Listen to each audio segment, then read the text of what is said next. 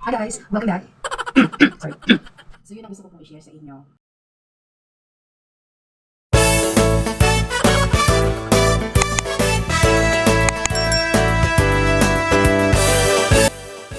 Hi guys! Welcome back! So I just want to share with you my night routine. Kung paano ko po tinatanggal at inaalagaan yung ating face. After all the business, right? The whole day, pagod tayo. Then, share ko lang po sa inyo. Disclaimer, ito po ay sarili kong way on how I cleanse my face at alagaan na rin po sa araw-araw. Siyempre, nagkakaedad po tayo. Dapat Nice. inaalagaan na po natin siya since then, not only now. However, hindi naman po late pa. Hindi pa huli ang lahat. We can start now, right after this, na mapanood yung video na to, gawin po natin, i-apply natin. Kung meron po tayong matututunan, at kung wala naman po, at meron kayong suggestion, please do so. Comment down below. Yan po. No, para po mabasa po namin, and we do really appreciate your time for dropping by and watching our video and suggesting, commenting below, right? So, without further ado, let's start it on. Okay, so first things that we need to consider is to make sure na yung mga product na i-apply natin sa ating face is safe. Number one, it's safe. Hindi siya expired. De kalidad. Siyempre, on a budget po tayo. Kapag medyo on a budget, okay lang naman. Wala namang problema doon. Meron po tayo mga pamamaraan or hacks para po ay nakaka-LL. Nakaka-LL means nakakaluwag-luwag. Yan, mga millennial terms po yan. So, kung nakaka-LL po tayo, why not? Let's buy ourselves, pamper ourselves, and at the end of the day, it's guaranteed na ito ay para sa atin. Love yourself. Di po ba? Okay. So, now, ituturo ko lang sa inyo, i-share ko sa inyo yung mga ginagawa ko. Right? Okay, so, number one, I make sure na naka-ponytail yung aking hair. Yan. Naka-pony, naka-bond, para walang mahulog. So, galing po ako sa labas, may inasikaso lang po ako, and kababalik ko lang din, nakapag-dinner na po ako. And this time, I need to cleanse myself bago matulog. At iniiwasan ko po na basain ang aking mata kasi alam naman natin na sa buong araw napagod ang mata natin sa pag-mobile, sa paggamit ng computer, tablet, any gadget devices, at nagamit yung mata. So, we need to support our eyes and protect it by preventing na hindi siya mabasa. So, yun, ako, sa akin na naman to, disclaimer, it's own idea na ayoko pong nababasa yung mata ko kapag pagod. So, I make sure na kapag pahinga na rin po at hindi ako naghihilamos. Kaya meron po ako mga ituturo sa inyo na makakatulong, it's a hacks, para hindi po mabasa yung mata ninyo at mapangalagaan pa po natin. Right? Okay, cool. So, yeah. Simulan po natin. Gagamit po ako ng wet tissue or wipes.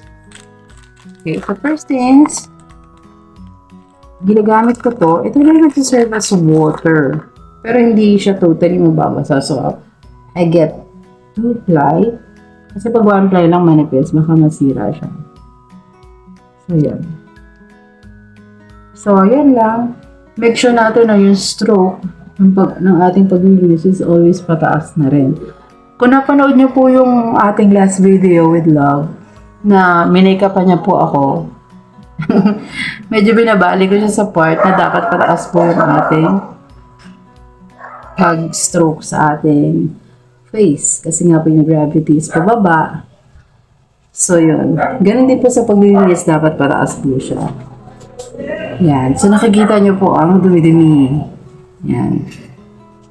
So, make sure po na malinis ang ating face bago po matulog. Yan. Yan. So, tatanggalin po natin siya. Yan. Yung mga part na sinabi ko dahan-dahan yan, dahan-dahan pa rin talaga. Kasi kapag sabi nga ni Doc Bello, hello Doc Bello, Buchanan man, ito daw yung pinaka-sensitive. So, of course, we would listen to the expert because they are specialists, di ba? nasa ano sila, nasa industry sila or nasa medicine sila, specialist on skin. Sa mga alaga ng skin natin. So, yun. Sama na natin yung leeg. Kasi madumi din yan eh. Diba? Yan, maalikabok sa labas or something. Yan. So, syempre, dapat maging practical tayo, di ba? Yung other side, na gamit natin, meron pang malinis. Kasi nga, 2 plies yung kinuha ko. So, yan. Pwede pa natin gamitin sa paglinis ng eyebrows natin. Yan. Yan. So, mga hindi po nakapanood ng aming videos last time na minake-upan po ako ni Love. Ito po yung yan. Pindutin nyo lang po ito. Yan. Or ilalagay ko po sa comment natin or description dun po sa link ng video na yun para makita nyo po yung ilang mga tips na na-share ko po that time. At kung paano po nag-makeup si Love that time. Sinurprise niya po kasi ako, naregaluhan niya ako ng pang eyebrowser. Yeah, yung eyebrowser po, tsaka yung liquid foundation. Na nagagamit ko po talaga siya. Yan.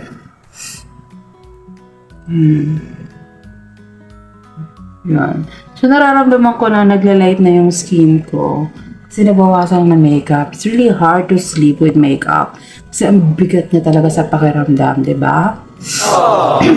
So, after this, makakatulog na po ako. But not yet done. Meron pa tayong lips. Siyempre. Nakuha uli ako ng 1 ply. 1 ply lang. Para makatipid. Yan. So, lilinisin naman din natin yung lips natin, syempre. Using wipes. Soft lang. Syempre, ingatan din natin yung lips natin, diba? Wipe lang natin.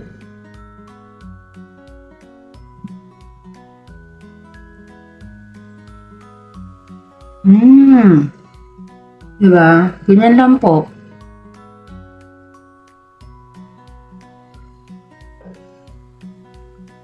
Yan. Dahan-dahan. Baka masugatan yung lips natin, diba? Yan.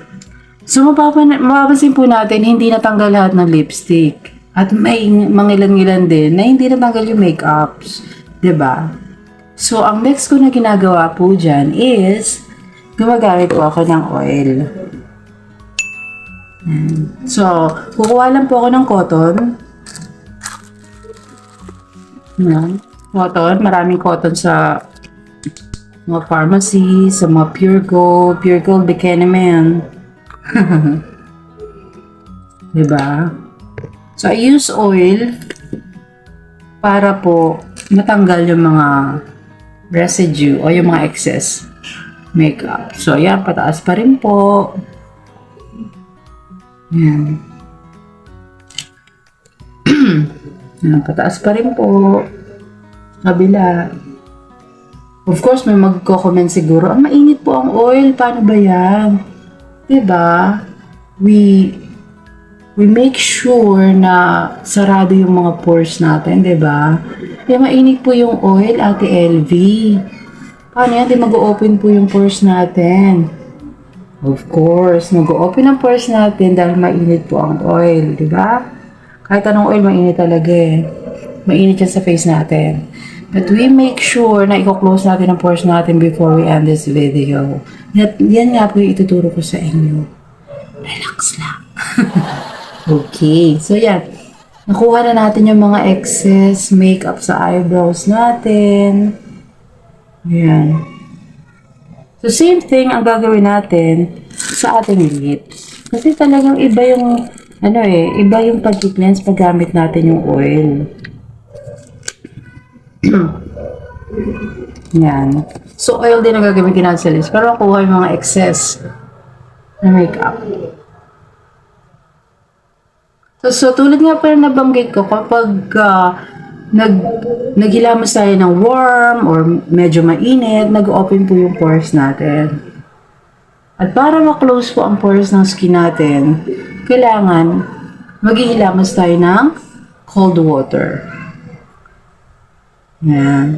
So, another way para mag-close ang pores natin is gagamit tayo ng item na hindi na tayo maghihilamos kasi ang tinuturo ko nga po sa inyo is yung hindi na tayo maghihilamos kasi nga pagod yung mata natin. Look at that. So perfect. Yan. So, sorry sa dirt pero pinapakita ko sa inyo na kukuha talaga yung excess. Yung excess makeups natin. Diba? From this face. Diba? So, yun. Happy!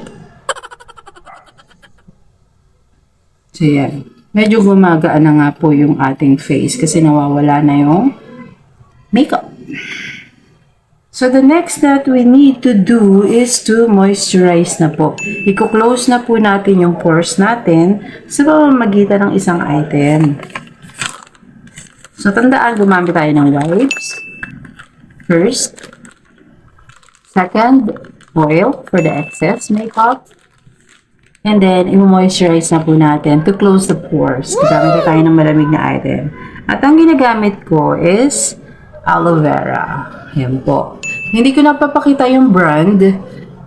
Siyempre, hindi naman tayo sponsor. But kaya naman, pag yung sponsor tayo, pakita ko talaga ng buong puso. O yan. So, aloe vera po siya na nabibili lang po sa mga online shop. So, 1 tab po ito. Yan, ginagamit ko pong pang-close na after. Ang ginagawa ko po, mga ka-fams, is gumagamit ako ng aloe vera. Ayan, ito po siya. So, sige, apply na tayo. Kukuha lang tayo ng konti, lalagyan natin dito. Mas madalas kong nilalagyan yung part na to kaysa sa dito ko ilalagay. Mas dito ko siya nilalagay lang. Yan. So, for some reason, wala namang paliwanag. So, yan. Apply lang po natin to, yung aloe vera. Actually, marami na rin mga nabibenta ngayon online. Or soothing gel. Soothing gel na nakakatulong po. Kasi malamig siya. So, maka-close na to. That will help your skin. You know what I'm saying? Yan.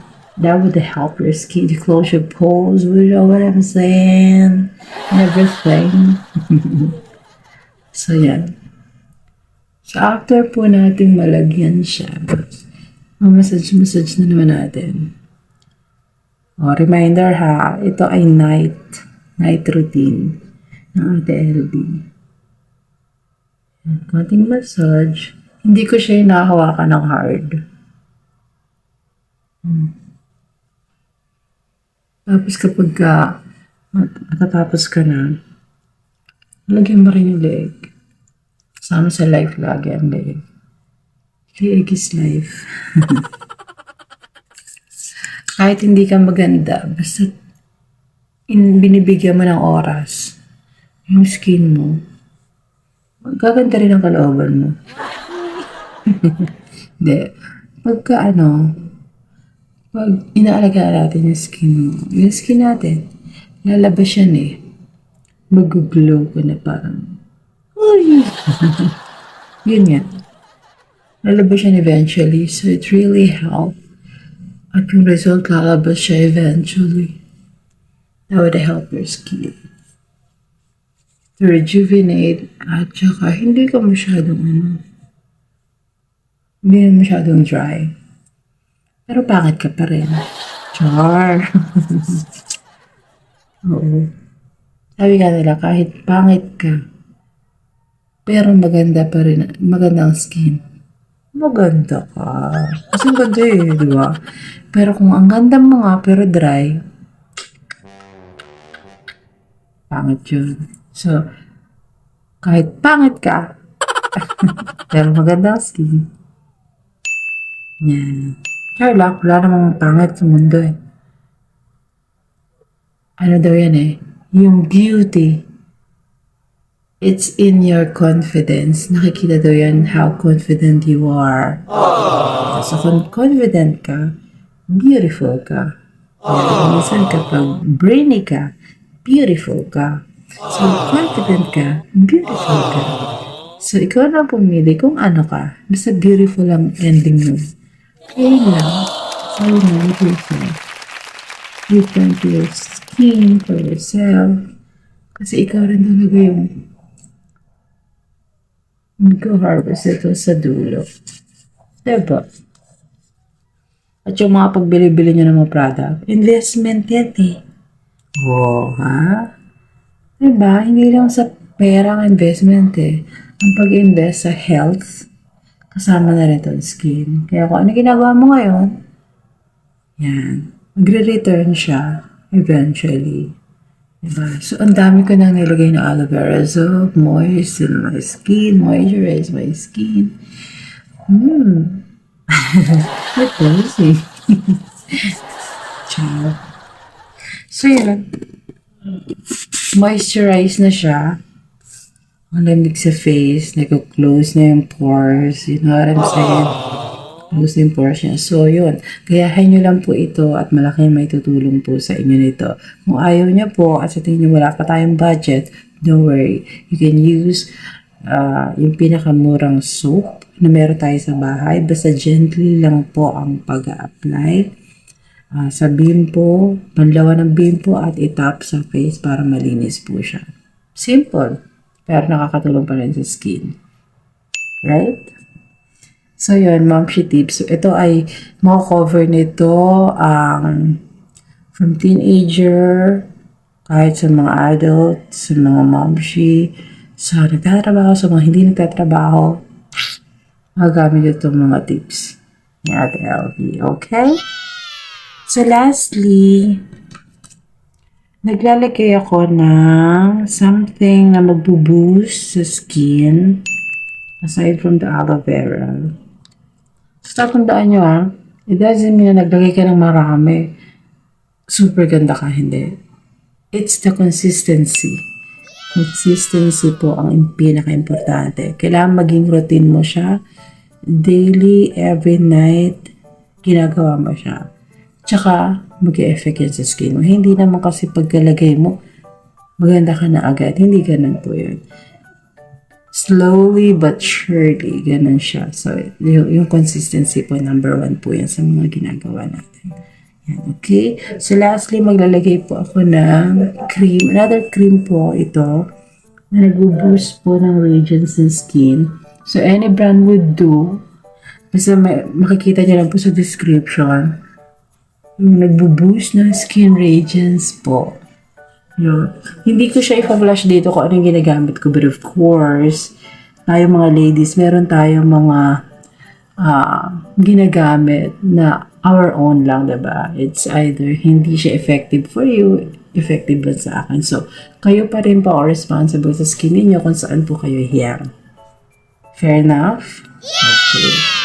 So, sige lang, massage yun ng skin.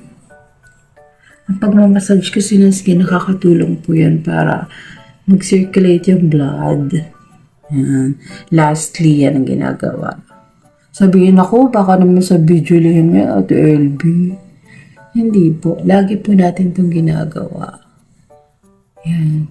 Nakakatulong kasi siya nag-circulate. Actually, pag ako lang mag-isa talagang, inaano ko yung sarili ko na ano. Yan. It's a routine, means religiously, talagang ano na siya, palagi, diba? No absence. So, yun. Maganda, diba? Parang Japanese na. So, yun. Okay na po ako. Satisfied sa nagawa ko sa face ko. Makakatulog na po ako na mahimbing. Yan. Sana kayo din, gayahin nyo. O kung hindi man, whatever na maging effective po sa inyo, do it. Pamper yourself, love yourself. Okay? All good? So, hanggang dyan po ang ating video for tonight. Good vibes na po araw-araw. God bless us all. Bye! And good night.